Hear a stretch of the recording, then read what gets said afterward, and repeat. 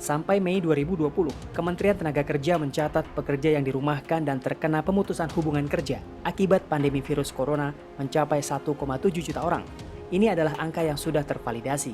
Masih ada 1,2 juta yang masih dalam proses validasi oleh Kementerian Tenaga Kerja. Seiring bertambahnya pengangguran, lowongan kerja yang tersedia juga surut tajam.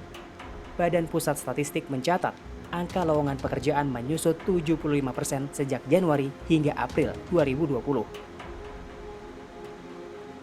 Kondisi ini oleh sebagian orang dipandang sebagai peluang untuk mencari keuntungan sepihak dan menyasar para korban PHK dan pengangguran di sejumlah wilayah di Indonesia, tidak terkecuali di ibu kota Jakarta. Di media sosial bermunculan keluhan para pencari kerja yang mengaku tertipu lowongan kerja palsu. Tidak hanya menjadi korban pungutan ilegal perusahaan penyedia lowongan, para pencari kerja bahkan mengaku mengalami tindak kekerasan verbal. Melalui sambungan telepon, saya menghubungi salah satu pencari kerja. Kepada saya, ia mengaku telah menjadi korban tipu-tipu lowongan palsu. Sebut saja namanya XA. Memberikan gaji itu lumayan gitu kan, UMR, bahkan belum dapat insentif harian segala macam gitu kan.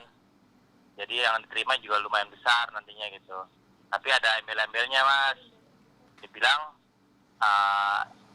Anda harus membayar 700.000 kalau mau bekerja.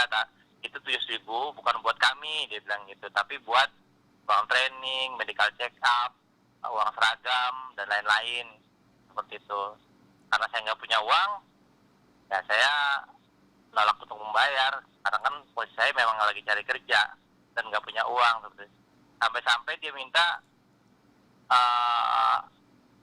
harga berkurang, bukan harga berkurang, DP 300.000 dulu Mas. Dia bilang nggak ada uang, lalu turun lagi 200.000 DP-nya. Saya nggak punya uang, ya udah 100.000, nggak punya uang saya, 50.000, sampai turun lagi bahkan sampai 30.000 juga. Sampai segitunya gitu loh mencari uangnya gitu. Sampai minta 30.000, saya bilang saya nggak ada uang, mohon maaf. Ya, akhirnya saya pulang. Saya mengajak XA bertemu untuk mendengar langsung ceritanya. Ayah 3 anak ini menjelaskan, sebelumnya dia adalah karyawan swasta perusahaan otomotif dan terkena PHK pada Maret lalu. XA mengatakan dia telah mendatangi 2 perusahaan untuk wawancara kerja, tetapi di kedua tempat itu ia diminta membayarkan sejumlah uang. Kepada saya, XA menunjukkan bukti wawancara kerja dan pembayaran sejumlah uang ke salah satu perusahaan yang memanggilnya. Pada surat dan kwitansi tidak tercantum nama ataupun alamat perusahaan.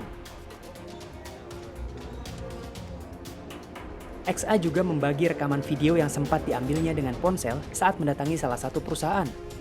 Saat itu, XA bahkan sempat membayar tambahan uang Rp200.000. Ia pun semakin curiga karena hanya diberi bukti pembayaran kwitansi lama yang dicoret-coret. Menurut XA, kantor tanpa papan nama ini cukup meyakinkan awalnya karena memiliki resepsionis, petugas keamanan, dan ruang tunggu. Saat diwawancara, ia dibawa ke ruangan di lantai lain, termasuk saat menyerahkan sejumlah uang. Semuanya dijanjikan gaji sesuai UMR, bahkan akan naik gaji setelah 3 bulan bekerja. Berbekal informasi dari XA, saya mencoba menelusuri profil 3 perusahaan berlabel PT tersebut. Saya sempat menelpon nomor ponsel 3 perusahaan yang menyediakan lowongan, namun tidak satupun yang menjawab. 2 dari 3 perusahaan ini bahkan memiliki alamat kantor yang sama. Nomor yang Anda tuju sedang tidak dapat dihubungi. Menggunakan laman resmi sistem badan usaha milik Kementerian Hukum dan HAM, ahu.go.id, saya juga menelusuri legalitas ketiga perusahaan tersebut. Hasilnya, tidak satupun tercatat dalam daftar perusahaan berbadan hukum resmi. Bahkan, Kementerian Tenaga Kerja juga mengonfirmasi bahwa 3 perusahaan tersebut tidak terdaftar di Kemnaker sebagai lembaga penempatan tenaga kerja swasta.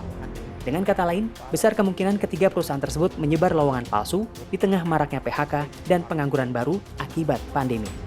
Ya itulah, jadi maksud saya tadi kewajaran itu kita, adik-adik kita, pencari kerja itu juga harus tahu aturan-aturan atau norma-norma yang tadi kita sebut wajar.